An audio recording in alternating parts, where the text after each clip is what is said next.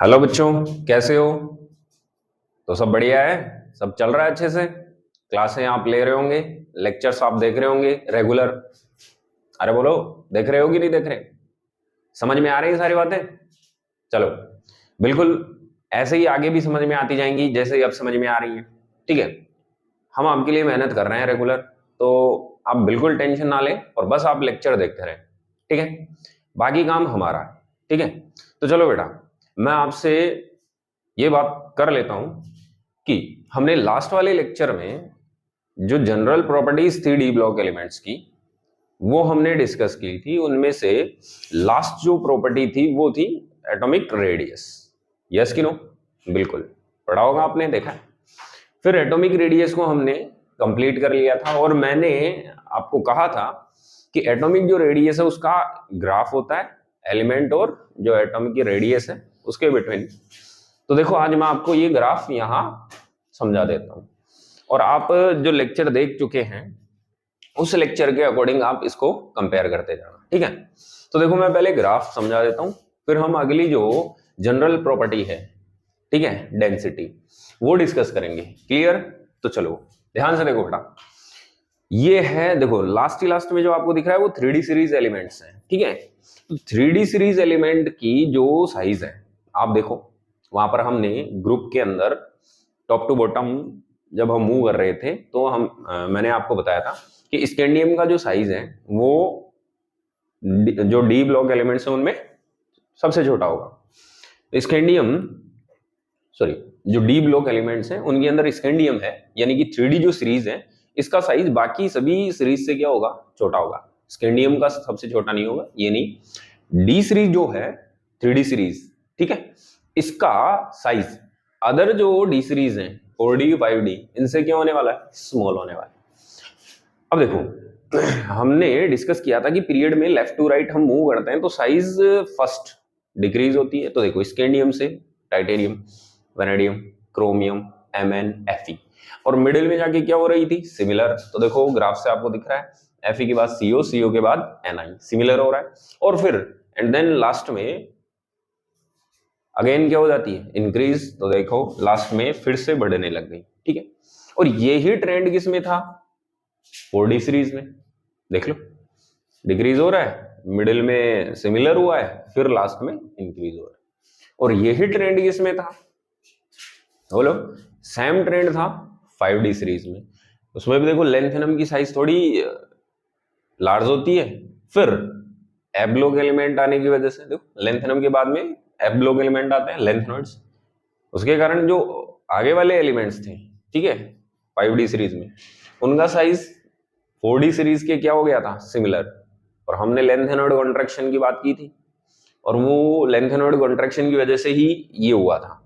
तो ये देखो, अब 4D और 5D सीरीज जो एलिमेंट्स हैं उनकी साइज है वो अब क्या हो गई है? सिमिलर हो गई है। वेरिएशन वही है, फर्स्ट डिक्रीज होगी, मिडिल में इक्वल होगी एंड देन लास्ट में इंक्रीज हो जाएगी। तो ये ग्राफ एनसीईआरटी में भी आपको दे रखा है, यहां भी आपको दिख रहा होगा। क्लियर है कि नहीं है बच्चों? दिख रहा है? चलो, तो अब हम, ये तो हो गया रेडियस का। अब हम बात कर लेते हैं डेंसिटी की।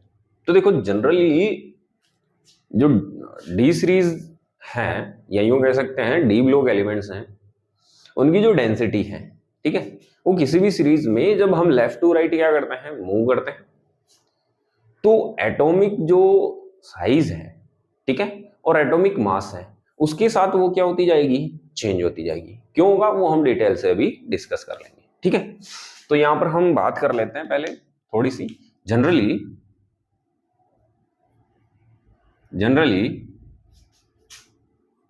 in any D series, generally in any D series, the density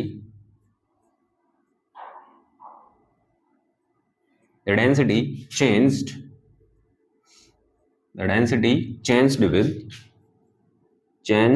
with atomic size, atomic size को हम वॉल्यूम भी बोल सकते हैं, एक ही बात है, अभी हम बताएंगे। एटॉमिक साइज या volume and atomic mass, and atomic mass.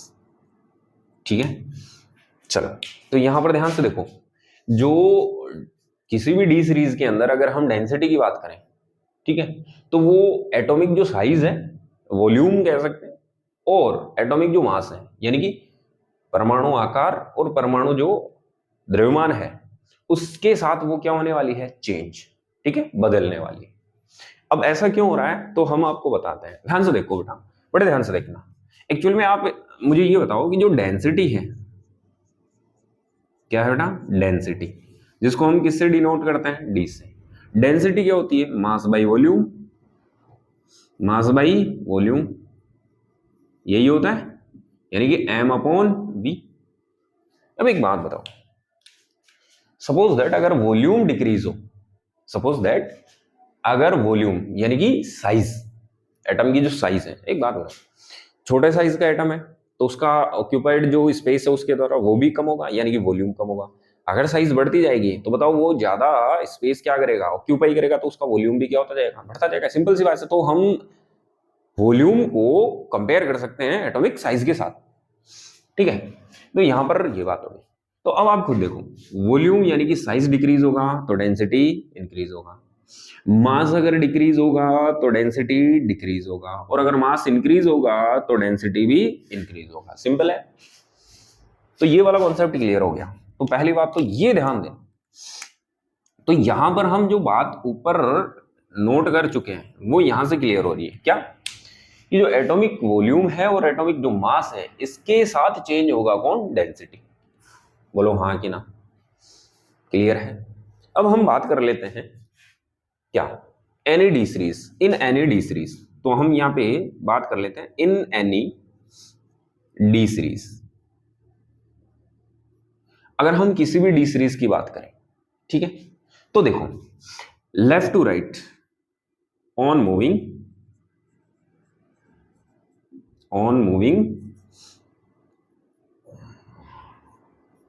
Left to right, left to right क्या होता है, ये ध्यान दो। जब हम बाएं से दाईं ओर, on moving left to right, जब हम बाएं से दाईं ओर क्या करते हैं, चलते हैं, किसमें, एनएडी सीरीज में। ठीक है, तो क्या होता है, देखो वहां से चेक करो, ये 3D सीरीज है, हम लेफ्ट टू राइट क्या कर रहे हैं, मूव, ये लेफ्ट साइड है और वो राइट साइड है, ऐसे।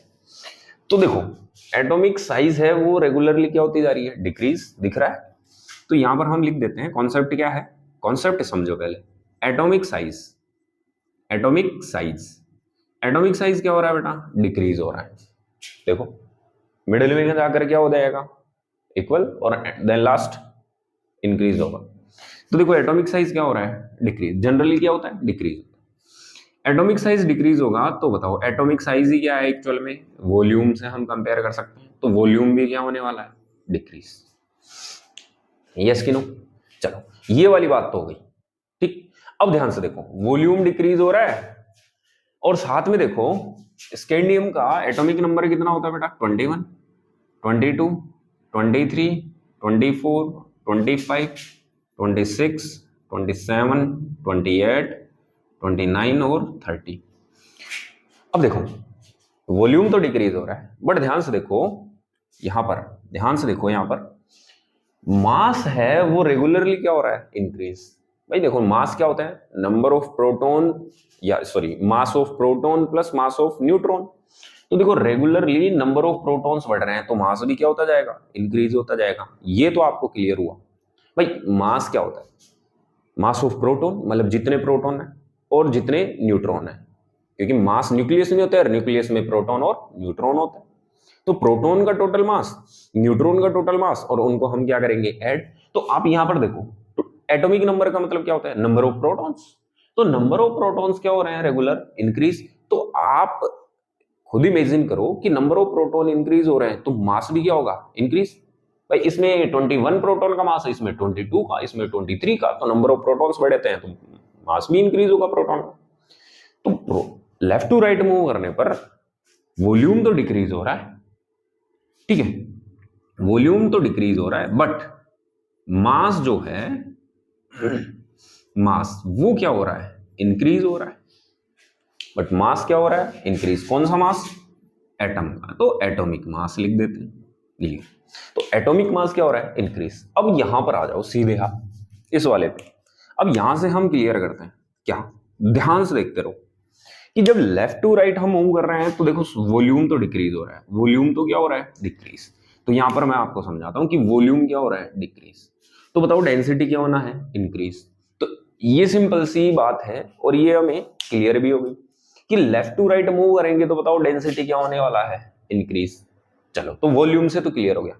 अब हम मास से भी चेक कर लेते हैं। देखो लेफ्ट टू राइट मूव करने पर मास क्या हो रहा है, इंक्रीज। इसका मतलब देखो वॉल्यूम तो डिक्रीज हो रहा था बट मास में क्या आ रहा है, इंक्रीमेंट आ रहा है। और मास में अगर इंक्रीमेंट आएगा तो डेंसिटी की देखो मास है, डेंसिटी, डेंसिटी मास के प्रोपोर्शनल है। मास इंक्रीज होगा तो डेंसिटी भी इंक्रीज होगी। तो मास इंक्रीज होने से डेंसिटी इंक्रीज हो रही है, वॉल्यूम डिक्रीज होने से डेंसिटी इंक्रीज हो रही है। यानी कि दोनों फैक्टर हैं डेंसिटी को क्या करने में लगे हुए हैं, इंक्रीज करने में लगे हुए हैं। बात क्लियर आई हुई कि नहीं हुई यहाँ पे, अरे यस कि नो। अगर ये बात क्लियर हो गई तो हम ये कह सकते हैं क्या कि लेफ्ट टू राइट मूव करते हैं तो जो डेंसिटी है, ठीक है, किसी भी डी सीरीज में एटम की जो डेंसिटी है वो क्या होने वाली है, इंक्रीज। यहां से क्लियर हो रहा है सारा कुछ, यस कि नो। तो यहां पर हम लिख सकते हैं कि यहां पर देखो एटॉमिक साइज इंक्रीज हुआ तो हम फाइनली जो कॉन्सेप्ट है वो क्या हो जाएगा, डेंसिटी, डेंसिटी क्या हो जाएगी, इंक्रीज हो जाएगी। अरे बोलो हाँ कि ना, बोलो यस कि नो, क्लियर है। चलो, तो ये क्लियर हो गया कि डेंसिटी क्या होने वाला है, इंक्रीज होने वाला है, क्लियर। अब हम 3D सीरीज की बात कर लेते हैं क्योंकि एनसीईआरटी अपनी ओनली 3D सीरीज का डिस्कशन करती है। तो 3D सीरीज की बात कर लेते हैं, तो डेंसिटी की बात कर लेते हैं। कौन सी सीरीज के एलिमेंट की, 3D सीरीज एलिमेंट की। तो अब हम 3D सीरीज एलिमेंट की, 3D सीरीज एलिमेंट, तो 3D सीरीज जो एलिमेंट है, ठीक है, उनके हम डेंसिटी की बात कर लेते हैं। तो ध्यान से देखो बेटा, 3D सीरीज में स्टार्टिंग स्कैंडियम से होती है। देखो स्कैंडियम, स्कैंडियम के बाद टाइटेनियम, वेनेडियम, क्रोमियम, जगह मैंने क्यों छोड़ी अभी पता चलेगा, फिर Mn, फिर Fe, कोबाल्ट, निकल, कॉपर और लास्ट में क्या आना है, जिंक। हो गए 10, देखो 3, 3, 6, 3, 9 और 1, 10। अब यहां पर थोड़ा सा ध्यान दो कि लेफ्ट टू राइट हम मूव करेंगे तो डेंसिटी क्या होने वाला है, इंक्रीज। दिख रहा है, क्योंकि वॉल्यूम डिक्रीज हो रहा है और मास इंक्रीज हो रहा है तो डेंसिटी में क्या आएगा, इंक्रीमेंट आएगा। आएगा कि नहीं आएगा। इसका मतलब स्कैंडियम से ज्यादा डेंसिटी टाइटेनियम, फिर वेनेडियम, वेनेडियम से ज्यादा chromium, Mn, Fe, Co, Ni, Cu और फाइनली मैक्सिमम डेंसिटी किसकी होनी चाहिए, Zn की। बट ऐसा नहीं है। Zn की जो डेंसिटी है वो क्रोमियम से कम होती है और Zn कहां शिफ्ट हो जाता है, यहां। अपने फंडे के according left to right move करने पर डेंसिटी इंक्रीज होना चाहिए और मैक्सिमम डेंसिटी किसका होना चाहिए, Zn का। बट Zn का डेंसिटी एक्सेप्शनली इंक्रीज होने के बजाय डिक्रीज हो जाता है और क्रोमियम से क्या हो जाता है, लेसर हो जाता है। अब ऐसा क्यों हुआ है, वो इसके एटॉमिक साइज में इंक्रीमेंट की वजह से हुआ है। देखो लेफ्ट टू राइट मूव करने पर एटॉमिक साइज क्या हो रही थी, डिक्रीज, वॉल्यूम डिक्रीज हो रहा था बट लास्ट में इंक्रीज हो रहा था। इंक्रीज होने की वजह से आप देखो कि जिंक का जो साइज है, जिंक का जो साइज है, मैं देखो कंपेयर करके बता देता हूं, वो क्रोमियम से भी क्या हो जाता है, बड़ा हो जाता है। दिख रहा है, ये देखो। तो अगर हम ये बात कर लें इसके साइज की, तो ये आप यहां पर क्लियर देख रहे होंगे कि जिंक का जो साइज है वो किससे लार्ज होता है, क्रोमियम से। और अगर वॉल्यूम लार्ज होगा, वॉल्यूम इंक्रीज होगा तो डेंसिटी डिक्रीज होने वाली है, ठीक है। और यही रीजन है कि जिंक की डेंसिटी जनरल ट्रेंड के अकॉर्डिंग हाईएस्ट होनी चाहिए थी, वो एक्सेप्शनली डिक्रीज हो गई इसके लार्ज एटॉमिक साइज या बड़े परमाणु आकार या आयतन की वजह से। और किससे कम हो गई, किससे लेस हो गई, क्रोमियम से लेस हो गई। तो जो ऑर्डर है, ठीक है, order of density, order of density,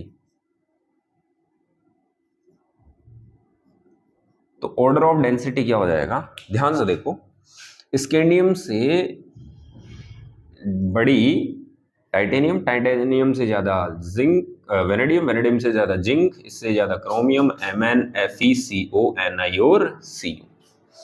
तो ये वाला जो ऑर्डर है वो आने वाला है किसका, डेंसिटी का। क्लियर है। तो यहां से हमें एक बात क्लियर हो गई, क्या, कि अगर हम 3D सीरीज की बात करें, किसकी बात करें, 3D सीरीज की बात करें, तो जो हाईएस्ट डेंसिटी है 3D सीरीज के एलिमेंट में, अगर हम हाईएस्ट डेंसिटी की बात करें तो वो किसकी होने वाली है, कॉपर की। यस कि नो, ओनली कौन से सीरीज की, 3D सीरीज के एलिमेंट की बात करें। और अगर वैसे जनरली अगर हम बात करें पीरियोडिक टेबल में, तो पीरियोडिक टेबल में ऑस्मियम और जो इरिडियम है, दो एलिमेंट है, ऑस्मियम और इरिडियम, इनकी डेंसिटी सबसे ज्यादा होती है, वेरी लार्ज होती है, ठीक है, वेरी हाई होती है। चल, तो यहाँ पे हम कुछ नोट पॉइंट लिख देते हैं फटाफट से, तो वो आपके काम आ जाएंगे। ठीक है, तो ध्यान से देखो, तो यहां पर हम लिख सकते हैं maximum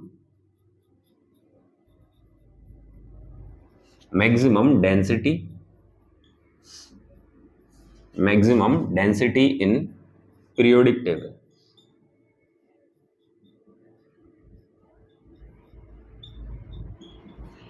maximum density in periodic table, तो वो किनकी होती है, ओस्मियम एंड इरिडियम, IR, और अप्रोक्स कितनी होती है, 22.61 ग्राम पर सेंटीमीटर क्यूब, स्क्वायर नहीं बटा क्यूब, सेंटीमीटर क्यूब। वॉल्यूम आएगा नीचे, मास बाई वॉल्यूम, तो मास ग्राम में, वॉल्यूम सेंटीमीटर में।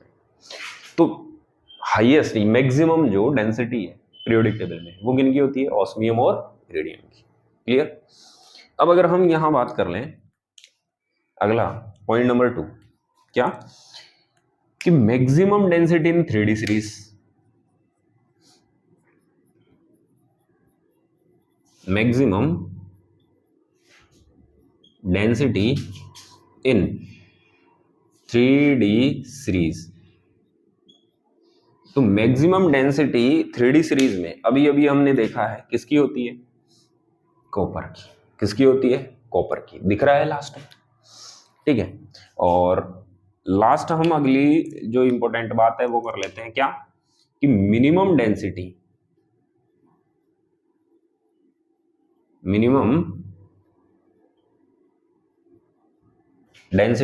इन डी ब्लॉक एलिमेंट,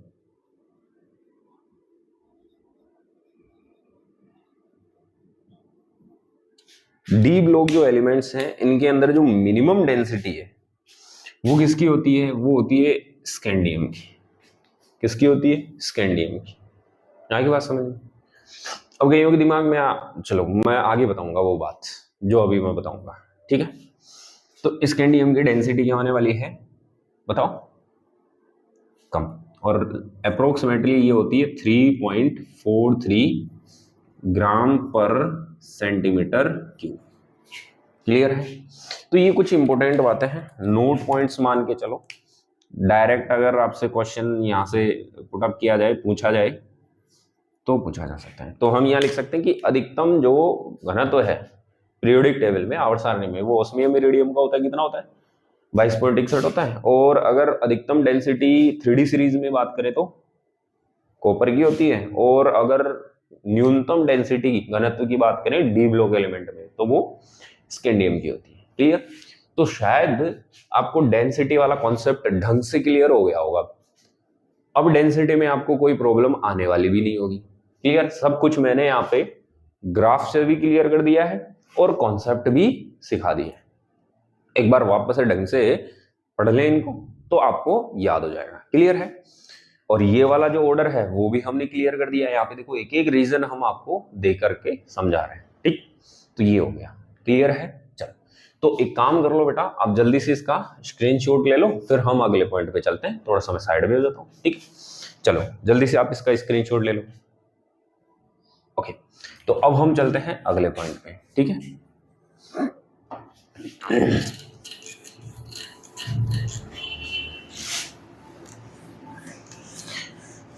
अभी देखो डेंसिटी में कुछ बातें और बता देता हूं मैं आपको, ठीक है।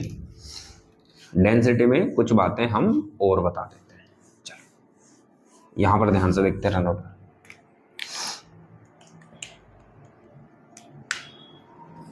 चलो तो डेंसिटी में देखो, अभी अभी हमने बात की थी कि Zn है वो एक्सेप्शनली क्या रखता है, लेस डेंसिटी रखता है। रीजन हाई एटॉमिक वॉल्यूम, उसकी वजह से। क्लियर है, तो ये बात हम लिख लेते हैं, और एक लास्ट पॉइंट और बचा है वो भी हम आपको बता देते हैं, ठीक है। तो यहां लिख सकते हैं हम कि Zn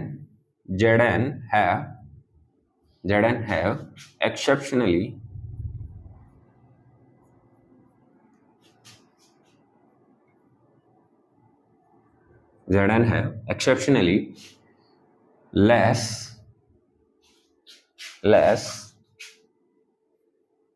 density due to high atomic volume या साइज, एक ही बात है, due to high atomic size या वॉल्यूम। क्लियर है, तो ये हमने अभी अभी क्लियर कर लिया कि इसका जो साइज है, वॉल्यूम है, वो क्या होता है, हाई होता है। इसकी वजह से ये डेंसिटी इसकी क्या हो जाएगी, कम हो जाएगी। तो ऑर्डर में थोड़ा सा क्या आ जाएगा, चेंजेस, जो कि हमने अभी अभी डिस्कस कर लिया। एक तो ये बात होगी। इसके बाद में हम अगली बात कर लेते हैं। क्या अगली बात ये कर लेते हैं कि देखो पीरियोडिक टेबल में हम दो टाइप से वेरिएशन में चलते हैं, ठीक है। एक टॉप टू बॉटम, ठीक है, एक तो टॉप टू बॉटम, यानी कि एक तो ग्रुप में, एक तो हम कहां चलते हैं, ग्रुप में, एक हम कहां चलते हैं, पीरियड में, एक हम कहां चलते हैं, पीरियड में। क्लियर है, तो ध्यान से देखो, अब हम बात कर लेते हैं कि ग्रुप और पीरियड जो है इसके अंदर हम कैसे वेरिएशन में चलते हैं।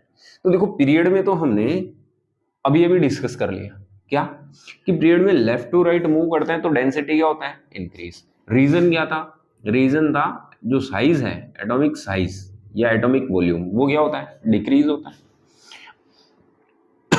और एटॉमिक साइज अगर डिक्रीज होगा तो यहां पर ध्यान से देखो, जो वॉल्यूम है, सॉरी, एटॉमिक साइज डिक्रीज होगा तो वॉल्यूम भी डिक्रीज होगा, और अगर वॉल्यूम डिक्रीज होगा तो यहां पर ध्यान से देखो डेंसिटी जो है वो क्या होने वाली है, इंक्रीज। तो लेफ्ट टू राइट हम पीरियड में अगर मूव करेंगे तो डेंसिटी क्या होने वाली है, इंक्रीज होने वाली है। क्लियर है, अब हम बात कर लेते हैं अगली, ग्रुप में। तो देखो ग्रुप में हम टॉप टू बॉटम चलते हैं तो साइज तो इंक्रीज होता है। क्या होता है, देखो ध्यान से देखना है यहां वाली बात, साइज क्या होता है, इंक्रीज। ओके, हम मानते हैं कि टॉप टू बॉटम मूव करते हैं तो साइज क्या होता है, इंक्रीज होता है। यस कि नो, बिल्कुल सही बात है। और अगर साइज इंक्रीज होगा तो देखो डेंसिटी क्या होने वाली है, डिक्रीज। तो D इक्वल्स टू होता है m अपॉन v। तो साइज वॉल्यूम अगर इंक्रीज होगा तो डेंसिटी में क्या आएगा, डिक्रीमेंट।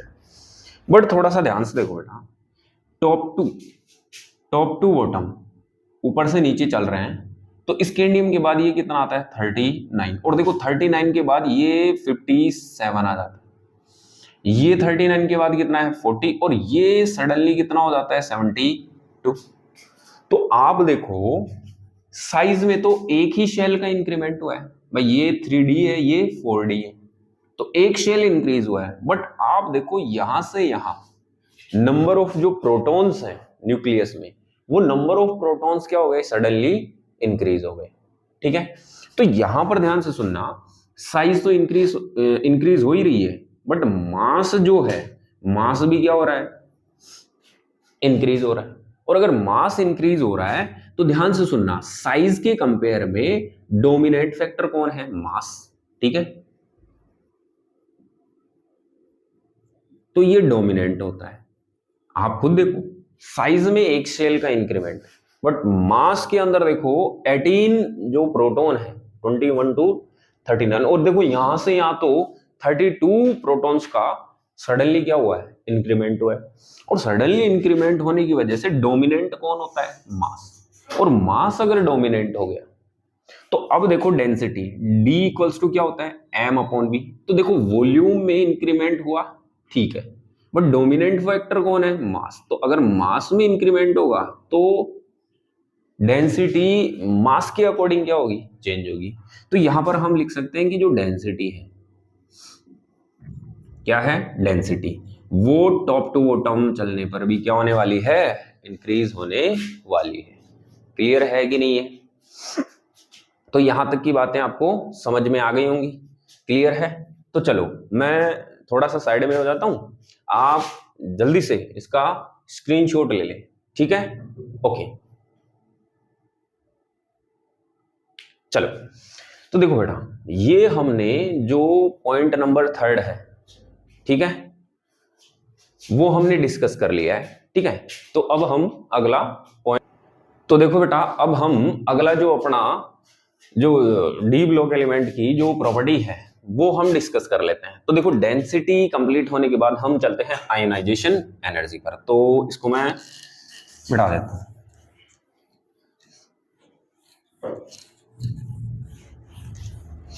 चलो बेटा, चलो तो नेक्स्ट जो प्रॉपर्टी है वो हम बात कर लेते हैं किसकी, आयोनाइजेशन एनर्जी की, ठीक है। किसकी बात कर लेते हैं बेटा, आयोनाइजेशन एनर्जी की। तो देखते रहे आप सामने, ठीक है, ध्यान से देखते रहो लेक्चर को। तो जनरल प्रॉपर्टी तीसरी कंप्लीट हो गई, अब हम जनरल प्रॉपर्टी नंबर 4 में चलने वाले हैं। तो जनरल प्रॉपर्टी नंबर 4, तो जनरल प्रॉपर्टी नंबर जो 4 है वो है ionisation.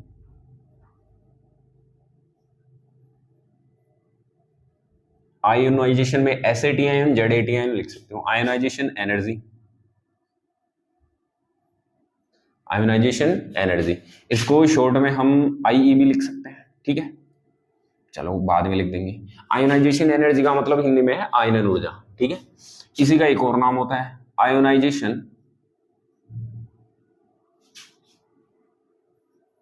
Ionisation potential, ionisation potential, और इसी का एक और नाम होता है आयोनाइजेशन एंथैल्पी।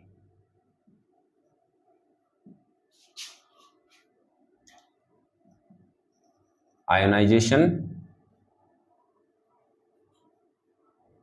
एंथैल्पी, ठीक है। और शॉर्ट में देखो इसे IEB बोल सकते हैं, ionisation energy, IP ionisation potential, और इसे हम आयोनाइजेशन एंथैल्पी भी कह सकते हैं। एंथैल्पी मतलब यूं लिख सकते हैं, डेल डेल IH। H क्या होता है, एंथैल्पी, I का मतलब आयोनाइजेशन, डेल का मतलब चेंज जो एनर्जी का है।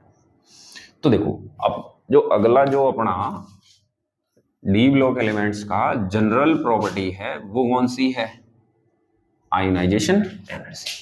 तो अब हम ये डिस्कस कर लेते हैं कि बेटा आयोनाइजेशन एनर्जी होती क्या है।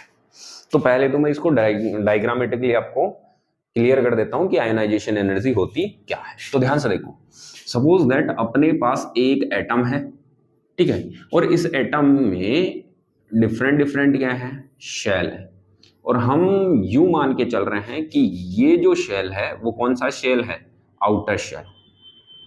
क्या है बेटा, आउटर शेल। और आउटर शेल में कौन है, electrons.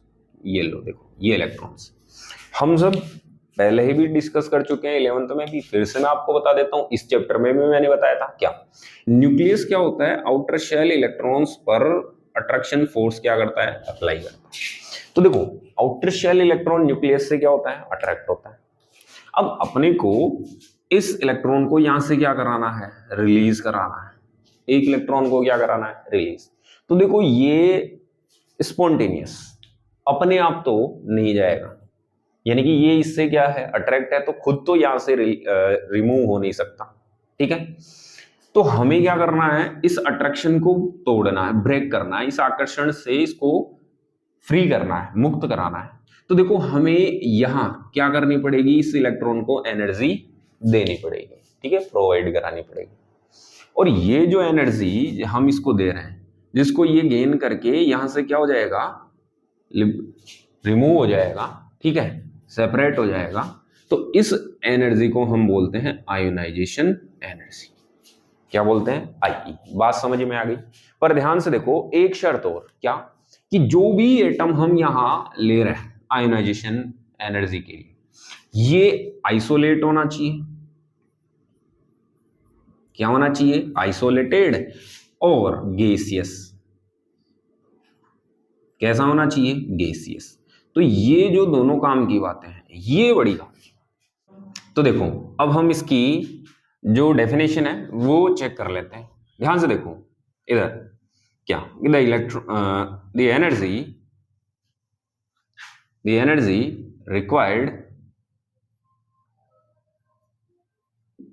required to remove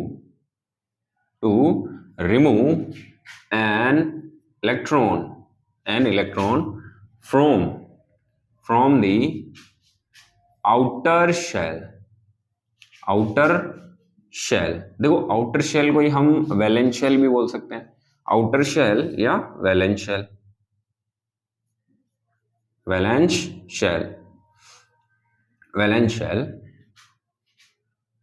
an electron from the outer shell या valence shell of an isolated and gaseous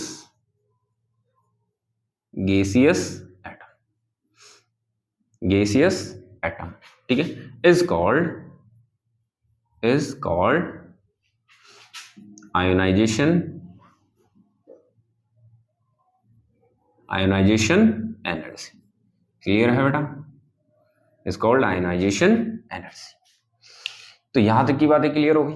तो इसको मैं समझा देता हूं। क्या, देखो कि किसी आइसोलेट मतलब विलगित और गैसीय परमाणु के आउटर शेल मतलब बाह्यतम कोश से एक इलेक्ट्रॉन हटाने हेतु आवश्यक ऊर्जा, उसी को हम क्या कहते हैं, आयोनाइजेशन एनर्जी कहते हैं।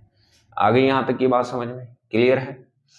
अब देखो अगली बात, अगर हम 1 मोल इलेक्ट्रॉन के लिए बात करें, कितने के लिए, 1 मोल इलेक्ट्रॉन, तो 1 मोल इलेक्ट्रॉन के लिए अगर हम बात करें तो 1 मोल इलेक्ट्रॉन के लिए जो आयोनाइजेशन एनर्जी है इसी को हम क्या कह देते हैं, आयोनाइजेशन एंथैल्पी। ठीक है, तो यहां लिख देते हैं for 1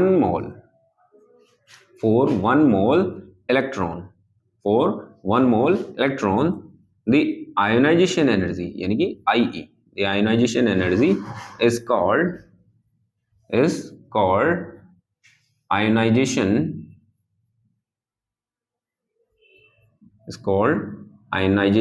enthalpy, is called ionization enthalpy। तो यहां तक की बातें क्लियर है, ठीक है, तो ये बातें क्लियर हो गई होंगी। तो अब हम थोड़ा सा आगे देख लेते हैं। देखो आयोनाइजेशन एनर्जी है, इसको कई सारे जो फैक्टर्स हैं वो क्या करते हैं, अफेक्ट करते हैं। पहले हम फैक्टर्स अफेक्टिंग देखते हैं, फिर उसके बाद में आगे हम डिस्कस करेंगे। क्लियर। तो देखो अब हम इसके अंदर डिस्कस करने वाले हैं फैक्टर्स अफेक्टिंग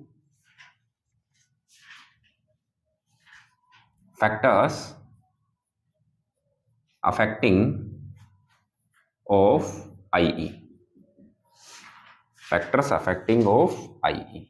क्लियर। तो आयोनाइजेशन एनर्जी को अफेक्ट करने वाले जो फैक्टर हैं वो हम यहां डिस्कस कर लेते हैं। तो ध्यान से देखो बेटा, पहला जो फैक्टर है, फर्स्ट फैक्टर, ये होता है Z इफेक्टिव। और याद करो Z इफेक्टिव मैंने आपको बताया था, इफेक्टिव न्यूक्लियर चार्ज, यस कि नो। तो इफेक्टिव जो न्यूक्लियर चार्ज होता है उस पर डिपेंड करती है कौन, आयोनाइजेशन एनर्जी। अब मैंने आपको देखो लास्ट वाला लेक्चर आप देखो, इफेक्टिव न्यूक्लियर चार्ज मैंने आपको समझाया था, क्या था। देखो न्यूक्लियस क्या करता है, इस आउटर शेल इलेक्ट्रॉन को अट्रैक्ट करता है। तो ये जो अट्रैक्शन फोर्स लग रहा है आउटर शेल बाह्यतम कोश के इलेक्ट्रॉन पर, किसके द्वारा लगाया जा रहा है, न्यूक्लियस के द्वारा जो फोर्स अप्लाई किया जा रहा है, इस फोर्स को हम कहते हैं Z effective, effective nuclear charge. ठीक है, क्लियर है। अब आप खुद दिमाग लगाओ, न्यूक्लियस जितना इसको स्ट्रांगली क्या करेगा, अट्रैक्ट करेगा, जितना ज्यादा खींचेगा, इस इलेक्ट्रॉन को यहां से रिलीज कराना, हटाना बहुत ही क्या होगा, हार्ड होगा, मुश्किल होगा। और जितना हार्ड काम, मुश्किल काम, उतनी ज्यादा हमें क्या देनी पड़ेगी, एनर्जी, यानी कि उतनी ज्यादा एनर्जी का क्या होगा, रिक्वायरमेंट होगा। बात समझ में आ गई। तो क्या मैं ये लिख सकता हूं क्या कि IE, ionisation energy is direct proportional to Z effective. बोलो हाँ कि ना। तो पहला फैक्टर समझ में आ गया, बहुत अच्छी बात है। फैक्टर नंबर 2 की बात कर लेते हैं। किसकी बात कर लेते हैं हम, फैक्टर नंबर 2 की। देखो फैक्टर नंबर जो 2 है वो ध्यान से देखो बेटा, फैक्टर नंबर 2 की अगर हम बात करें तो फैक्टर नंबर 2 आ जाता है फिर साइज। साइज का मतलब क्या है, आकार। फैक्टर नंबर 2 कौन आ जाता है, साइज आ जाता है। साइज का मतलब क्या है बेटा, आकार। अब देखो साइज से कैसे चेंज होगी, आइए इधर देखना बड़े ध्यान से। अगर साइज इंक्रीज होती जाए, देखो अगर मैं इस यहां थर्ड शेल के इलेक्ट्रॉन की बात करता तो न्यूक्लियस के कहां है, पास, तो यहां वाले इलेक्ट्रॉन पर अट्रैक्शन क्या होता, ज्यादा, तो इलेक्ट्रॉन रिलीज कराना हार्ड। अब जैसे जैसे इलेक्ट्रॉन न्यूक्लियस से कहां जाएगा, दूर, तो देखो अपोजिट चार्ज जब दूर होते जाएंगे, फार होते जाएंगे, तो इनके बिटवीन जो अट्रैक्शन है वो भी क्या होता जाएगा, डिक्रीज। क्लियर है। देखो आपने अगर फिजिक्स थोड़ी सी पढ़ी हो तो इलेक्ट्रोस्टैटिक जो फोर्स होता है ये एक्चुअल में एफ इक्वल्स टू क्या होता है, के Q1 Q2 upon are square. अब एक बात बताओ, अगर डिस्टेंस बढ़ेगी आउटर शेल इलेक्ट्रॉन और न्यूक्लियस के बिटवीन, डिस्टेंस अगर बढ़ेगी तो फोर्स क्या होता जाएगा, कम। और अगर फोर्स कम होगा तो बताओ इलेक्ट्रॉन यहां से रिलीज कराना इजी होता जाएगा। क्यों, क्योंकि अट्रैक्शन बहुत कम है, तो इजीली कम एनर्जी में इलेक्ट्रॉन क्या हो जाएगा, रिलीज। तो हम कह सकते हैं कि साइज के इनवर्स प्रोपोर्शनल होने वाली है। तो जो आईई है वो इनवर्सली प्रोपोर्शनल होती है किसके, साइज के। इनवर्सली प्रोपोर्शनल होती है किसके बेटा, साइज के। तो अगर साइज डिक्रीज होगी तो आई इंक्रीज होगी, साइज इंक्रीज होगी तो आई डिक्रीज होगी। यहां तक की बातें क्लियर है। तो आप जल्दी से एक काम करें, इसका स्क्रीनशॉट ले ले, फिर हम आगे जो फैक्टर और बच के उनको डिस्कस कर लेते हैं। ठीक है, चलो ले लो जल्दी से। ओके तो देखो अब हम नेक्स्ट जो फैक्टर है उनकी बात कर लेते हैं। डायग्राम बने रहने देते हैं। देखो अब जो नेक्स्ट फैक्टर है थर्ड, फैक्टर नंबर थर्ड है, वो बड़े ध्यान से देखना बेटा। फैक्टर नंबर जो थर्ड है वो क्या है, तो फैक्टर नंबर थर्ड है शील्डिंग, शील्डिंग इफेक्ट। कौन सा है, शील्डिंग इफेक्ट, जिसे हम SE स्क्रीनिंग इफेक्ट भी बोल सकते हैं। ठीक है, ये अब देखो शील्डिंग इफेक्ट भी हमने बात कर ली थी लास्ट वाले लेक्चर में। हमने कहा था कि जो इनर शेल के इलेक्ट्रॉन है वो इस आउटर शेल इलेक्ट्रॉन को क्या करते हैं, न्यूक्लियस के अट्रैक्शन से सेव करते हैं, यानी कि ये इसको रिपेल करेंगे। तो रिपेल करेंगे तो बताओ न्यूक्लियस का अट्रैक्शन क्या होता जाएगा, कम। और अगर न्यूक्लियस का अट्रैक्शन कम होता जाएगा तो इलेक्ट्रॉन रिलीज कराना क्या होता जाएगा, इजी। इलेक्ट्रॉन को हटाना क्या हो जाएगा, आसान। जितना ज्यादा रिपल्शन मतलब शील्डिंग इफेक्ट, रिपल्शन का मतलब क्या है, शील्डिंग इफेक्ट बढ़ेगा, न्यूक्लियस का अट्रैक्शन, नाभिक का अट्रैक्शन उतना ही क्या होगा, डिक्रीज, और इलेक्ट्रॉन को निकालना इजी। यानी कि हम कह सकते हैं कि जो आईई है वो शील्डिंग इफेक्ट के भी क्या होगी, इनवर्स प्रोपोर्शनल। देखो ये जितना बढ़ जाएगा इलेक्ट्रॉन निकालना उतना इजी हो जाएगा। शील्डिंग इफेक्ट जितना इंक्रीज होगा ये आउटर शेल इलेक्ट्रॉन न्यूक्लियस के अट्रैक्शन से उतना ही कहां जाएगा, दूर, या न्यूक्लियस का अट्रैक्शन क्या हो जाएगा, कम, और इलेक्ट्रॉन निकालना क्या हो जाएगा, इजी। तो एनर्जी क्या देनी पड़ेगी, कम। तो देखो शील्डिंग इफेक्ट बढ़ा तो एनर्जी क्या हो गई, कम। बात समझ में आ गई। चलो थर्ड फैक्टर के बाद में हम बात कर लेते हैं फैक्टर नंबर 4। इसकी बात कर लेते हैं हम फैक्टर नंबर 4। और फैक्टर नंबर जो 4 है वो है electronic configuration, electronic configuration. Electronic configuration का मतलब जानते हो, इलेक्ट्रॉनिक विन्यास। तो इलेक्ट्रॉनिक कॉन्फ़िगरेशन पर भी आयोनाइजेशन एनर्जी डिपेंड करती है। जैसे देखो अगर सपोज दैट कोई इलेक्ट्रॉनिक कॉन्फ़िगरेशन क्या है, स्टेबल। स्टेबल का मतलब है, यूं कह सकते हैं कि उसकी एनर्जी क्या है, मिनिमम है। स्टेबल का मतलब एनर्जी मिनिमम। ठीक। अगर कोई स्टेबल है तो वो इलेक्ट्रॉन क्यों देना चाहेगा, क्यों रिलीज करना चाहेगा? अगर इलेक्ट्रॉन रिलीज कर देगा तो वो क्या हो जाएगा, अनस्टेबल। तो कोई स्टेबल अनस्टेबल में जाना नहीं चाहेगा, कन्वर्ट होना पसंद नहीं करेगा। क्लियर है कि नहीं? तो स्टेबल यानी कि स्थायी जो इलेक्ट्रॉनिक कॉन्फ़िगरेशन है, इलेक्ट्रॉनिक विन्यास है, वो इजीली इलेक्ट्रॉन डोनेट करेंगे नहीं, और इजीली इलेक्ट्रॉन डोनेट करेंगे नहीं तो उनसे इलेक्ट्रॉन रिलीज कराना हार्ड हो जाएगा, और आपको ज्यादा एनर्जी का क्या होगा, रिक्वायरमेंट होगा, मोर एनर्जी आपको चाहिए होगी। तो हम यूं कह सकते हैं कि स्टेबल इलेक्ट्रॉनिक कॉन्फ़िगरेशन तो एनर्जी भी ज्यादा, तो डायरेक्ट प्रोपोर्शनल हो जाएगा इलेक्ट्रॉनिक कॉन्फ़िगरेशन की स्टेबिलिटी के। ठीक है, तो यहां से हम लिख सकते हैं कि I E direct proportional to stability of electronic stability of electronic configuration, stability of electronic configuration.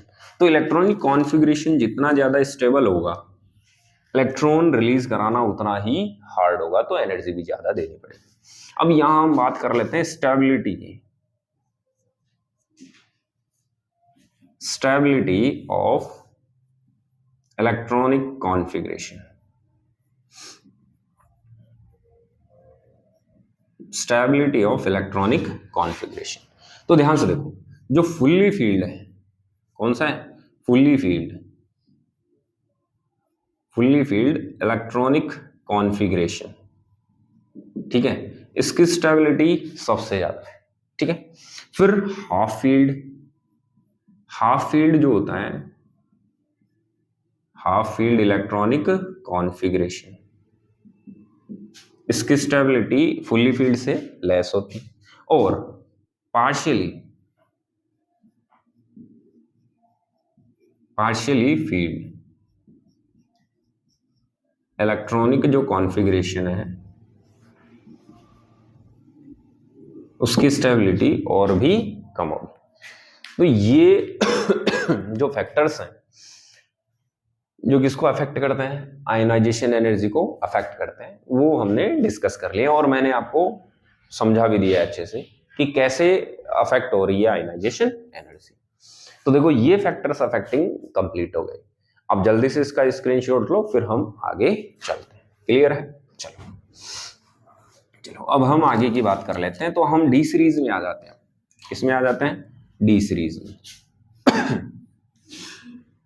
तो अगर हम डी सीरीज के अंदर बात कर लें, तो डी सीरीज के अंदर जो आयनाइजेशन एनर्जी है वो चेंज होती है किसके साथ, चेंज होगी? एटॉमिक साइज के साथ क्या होने वाली है, चेंज होने वाली है। क्योंकि अभी अभी हमने एटॉमिक साइज का जो वेरिएशन है आयनाइजेशन एनर्जी के साथ, वो हमने चेक कर लिया।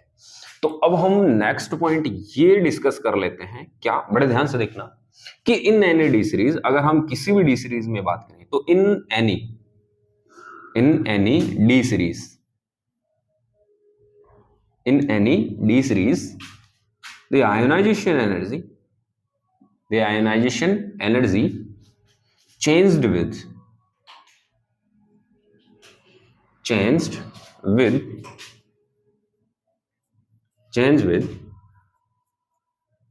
the atomic size and attraction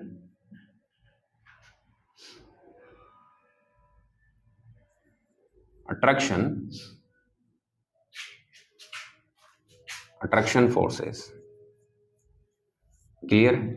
तो अगर हम बात करें किसी भी डी सीरीज में, अगर हम बात करें, तो जो आयनाइजेशन एनर्जी है एलिमेंट की, वो किसके साथ चेंज होने वाली है? एटॉमिक साइज के और अट्रैक्शन फोर्स के साथ चेंज होने वाली है। क्लियर? तो अब हम 3D सीरीज की बात कर लेते हैं। किसकी? 3D सीरीज एलिमेंट की। चलो, बिकॉज अपने सिलेबस में 3D सीरीज एलिमेंट ही पढ़ने होते हैं, तो हम 3D सीरीज एलिमेंट की बात कर लेते हैं। तो 3D सीरीज जो एलिमेंट है एक्चुअल में कौन कौन से हैं? देखो, स्कैंडियम है, टाइटेनियम है, vanadium, chromium, Mn, Fe, cobalt, निकल, कॉपर और जिंक। क्लियर है? तो अब देखो, अगर हम आई की बात करें, आयोनाइजेशन एनर्जी की बात करें, तो साइज के इनवर्स प्रोपोर्शनल होती है। तो साइज डिक्रीज होगी तो आयोनाइजेशन एनर्जी क्या होगी? इंक्रीज। तो देखो, स्कैंडियम से स्मॉल साइज टाइटेनियम क्या है, तो आयोनाइजेशन एनर्जी ऐसे क्या होती जाएगी? Increase.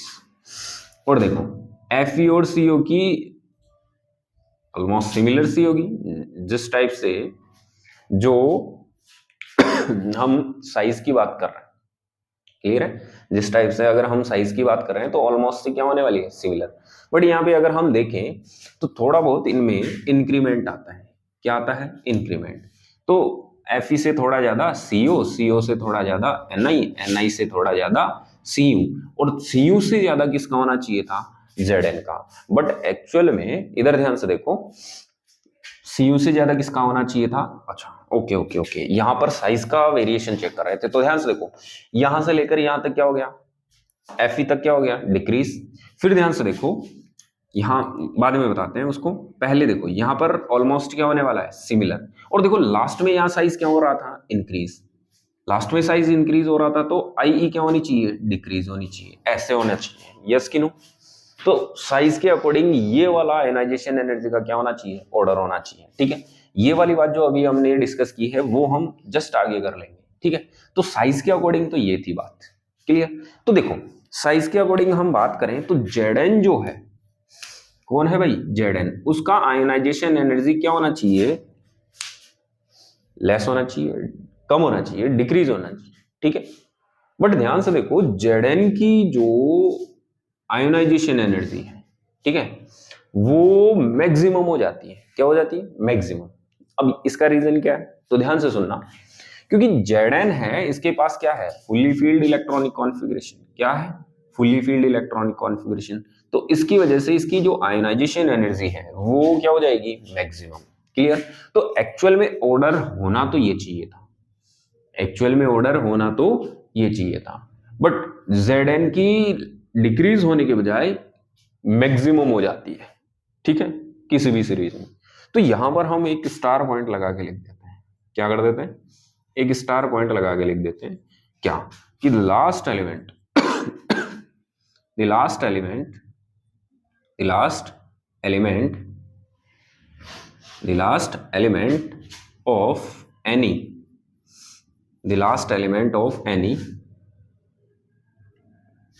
the last element of any D series having maximum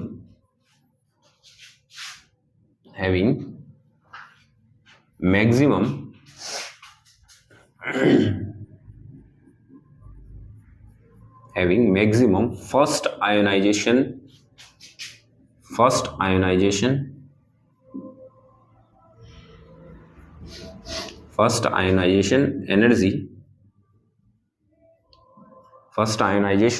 energy due to fully filled electronic configuration, due to fully filled electronic configuration. तो यहां पर ध्यान से देखो, अगर हम 3D सीरीज एलिमेंट में अकॉर्डिंग टू साइज बात करें तो जो आयोनाइजेशन एनर्जी का ऑर्डर है वो देखो, first ionisation energy increase, and middle में क्या होनी चाहिए? Similar see, and then last में अगेन क्या होनी चाहिए? डिक्रीज, मतलब घटनी चाहिए, और Zn की कम हो जानी चाहिए।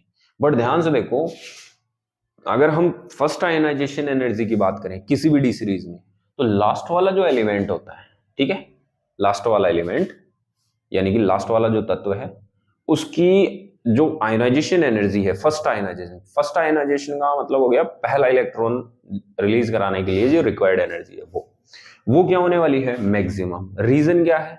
Fully filled electronic configuration. जैसे मैं अगर Zn को एक्सप्लेन करूं तो Zn को हम लिख सकते हैं कि इसका इलेक्ट्रॉनिक कॉन्फ़िगरेशन क्या होता है, ऑर्गन 3d10 4s2।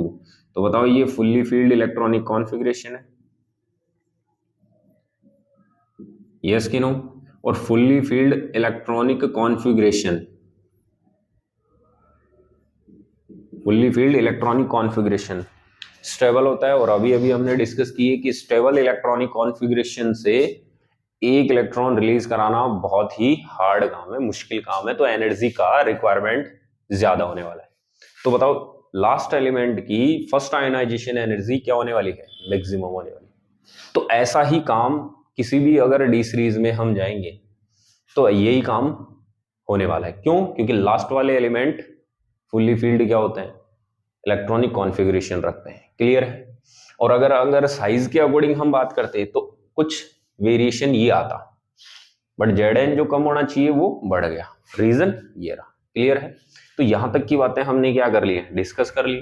आप जल्दी से इसका स्क्रीनशॉट ले लें, फिर हम अगले पॉइंट पर चलते हैं। क्लियर है? चलो मिटा देते हैं इसको। तबीयत भी थोड़ी खराब है बच्चों, फिर भी देखो मैं मेहनत कर रहा हूं तुम्हारे लिए। चलो तो अब हम बात कर लेते हैं सक्सेसिव आयोनाइजेशन एनर्जी की। सक्सेसिव जो आयोनाइजेशन एनर्जी है वो क्या होती है? देखो सक्सेसिव जो आयोनाइजेशन एनर्जी, इसका मीन ये है कि अगर हम किसी एक एलिमेंट से मोर देन वन, या एक एटम से मोर देन वन इलेक्ट्रॉन क्या कराएं, रिलीज कराएं, तो जो रिक्वायर्ड एनर्जीज होती हैं उन्हें हम सक्सेसिव आयोनाइजेशन एनर्जी बोलते हैं। तो सक्सेसिव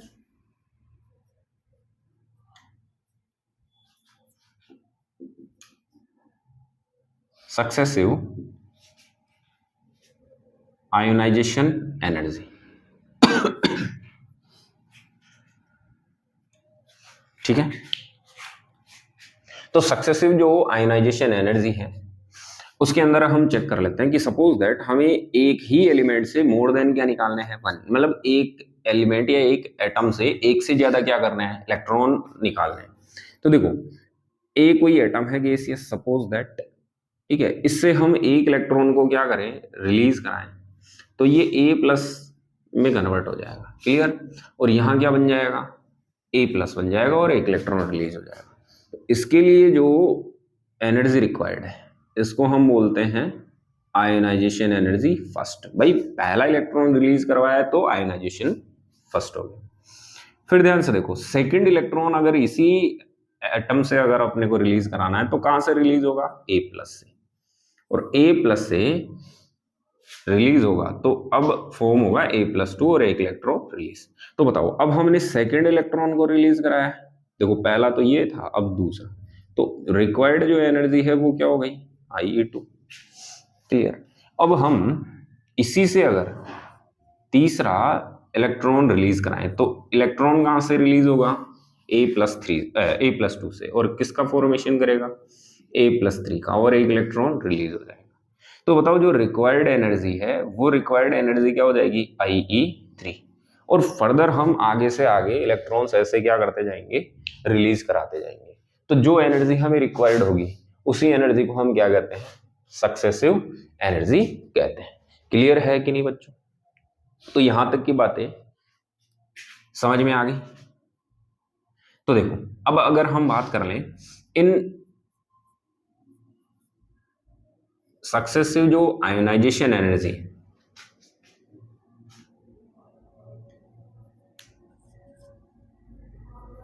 सक्सेसिव आयोनाइजेशन एनर्जी जो है, इस सक्सेसिव आयोनाइजेशन जो एनर्जी है इनका ऑर्डर की बात कर लें तो यहां पर ध्यान से देखो IE जो थर्ड है उसकी वैल्यू क्या होने वाली है, ज्यादा, फिर IE सेकंड है उसकी वैल्यू क्या होने वाली है, कम, और IE1 जो है इसकी वैल्यू क्या होने वाली है, सबसे कम।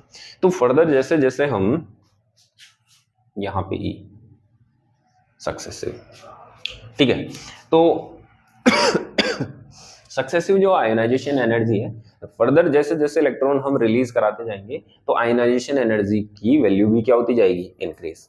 कैसे, मैं समझाता हूं। सपोज दैट ये न्यूट्रल एटम था, ध्यान से देखो ये कौन सा एटम था, न्यूट्रल, और इस न्यूट्रल एटम के आउटर शेल जो थे उसके अंदर कितने इलेक्ट्रॉन थे, 4।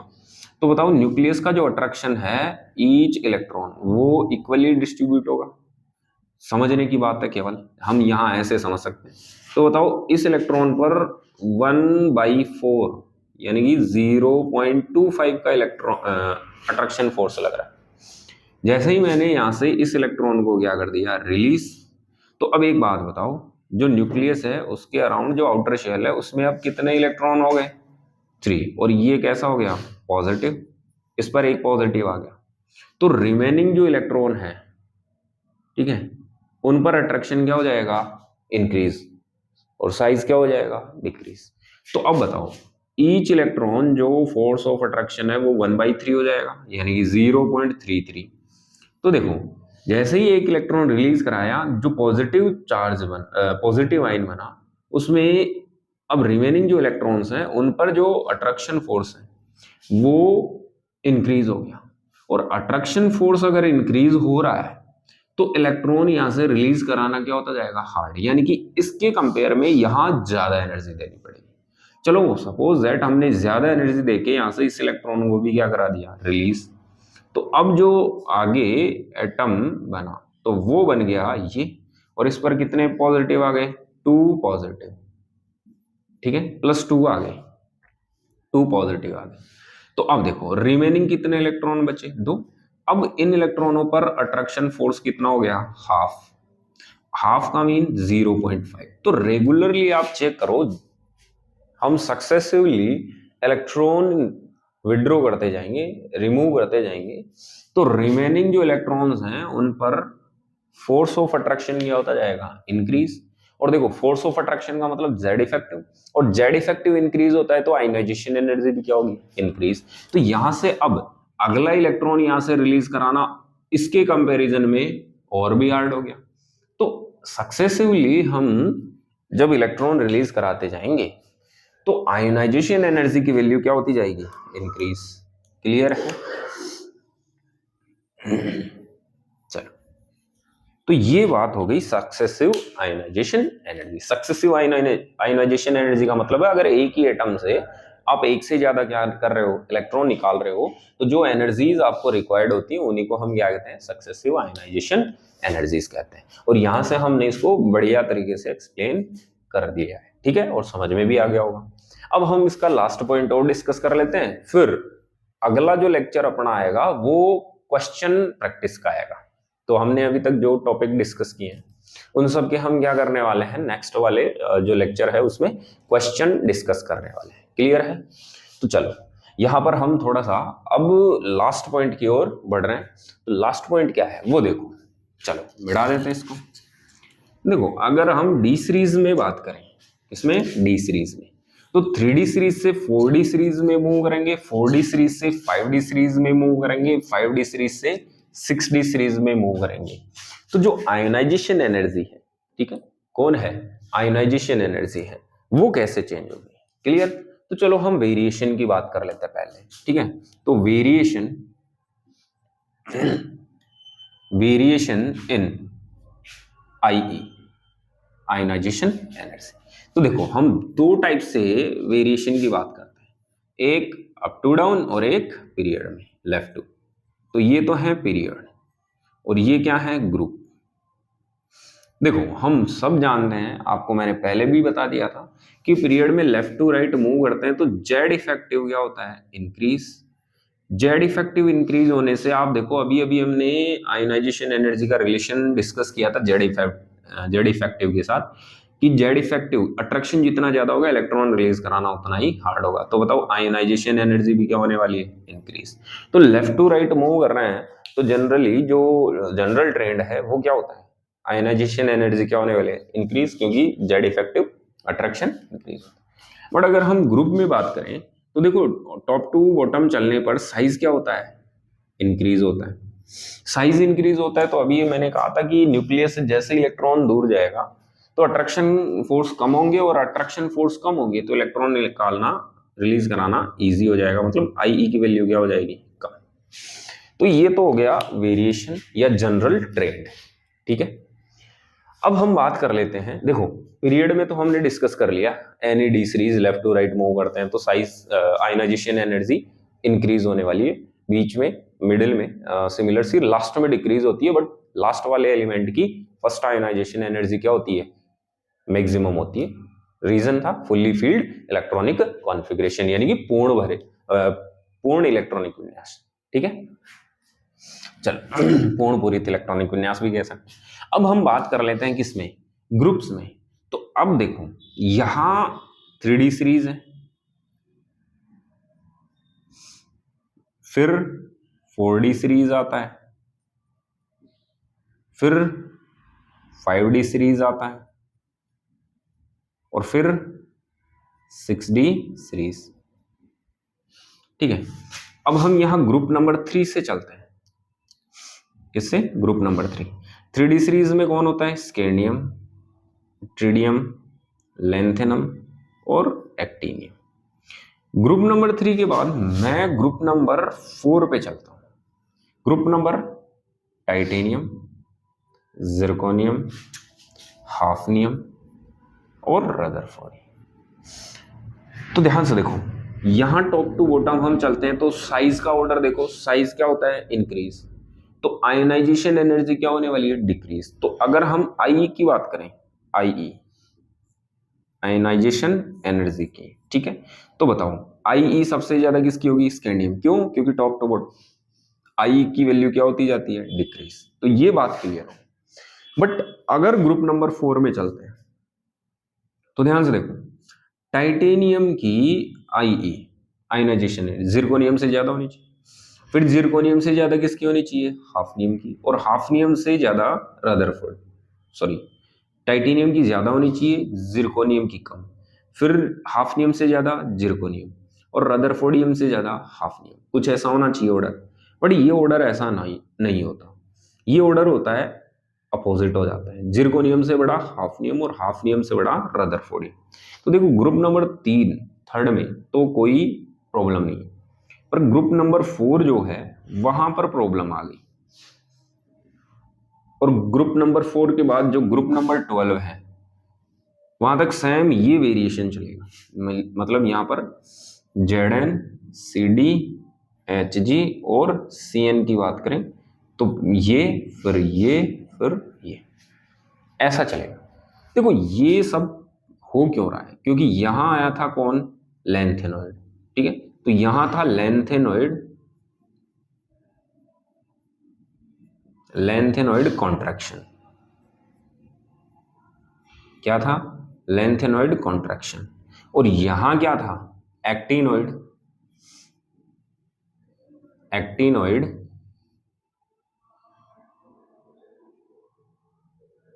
एक्टिनॉइड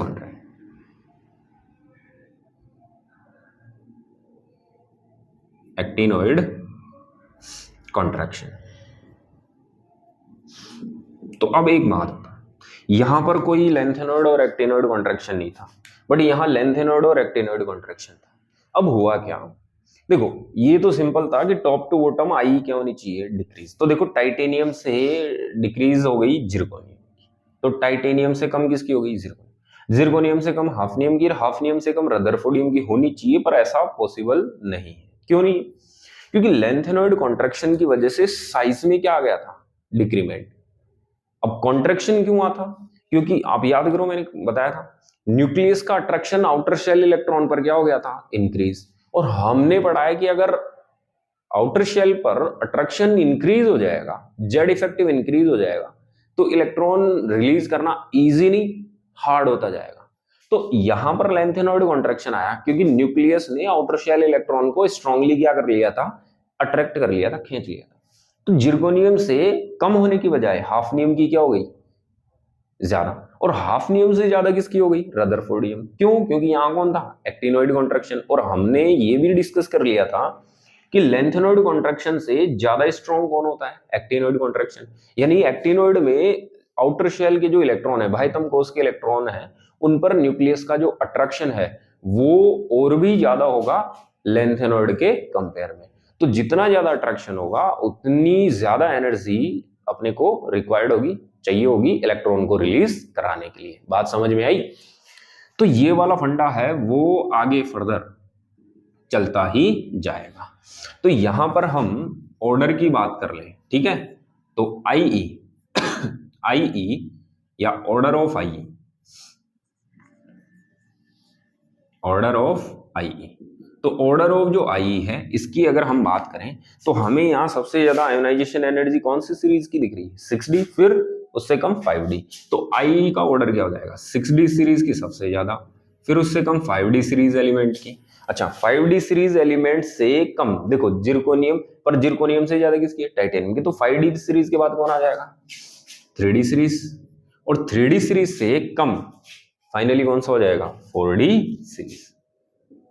ठीक है, तो ये आयोनाइजेशन एनर्जी का जो वेरिएशन था, ठीक है, वो हम यहाँ कंप्लीट कर चुके हैं।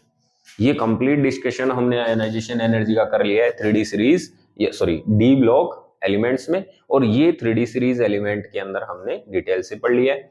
बाकी ये 3D 4D 5D और 6D सीरीज जो हैं उनके अंदर भी टॉप टू बॉटम मूव करते हैं। तो जो आयोनाइजेशन एनर्जी का ऑर्डर है वो ये है, ठीक है? ये वाला कॉन्सेप्ट ध्यान रखना, ये काफी इंपॉर्टेंट है। क्लियर? चलो, तो ये सब अब वापस से एक बार देखें, सारी बातें आपको समझ में आ जाएंगी। क्लियर है? और देखो, अगर आपको अच्छा लग रहा है, अच्छे से समझ में आ रहा है, तो लाइक वाले बटन को दबा दबा के क्या कर दो? खत्म कर दो, तहस नहस कर दो। सब्सक्राइब पर दबा देना, एक बार दबाना है, बार बार है, ठीक है? तो सब्सक्राइब करते जाएं। और देखो, तुम्हें अच्छा लग रहा है, अच्छा मैटर है, अपने दोस्तों को भी दिखाओ, वो भी पढ़े, वो भी आगे बढ़े, तो शेयर भी जरूर करें। ठीक है? ठीक है, कल मिलते हैं बच्चों नेक्स्ट अगले लेक्चर के साथ। Thank you, bye, take care.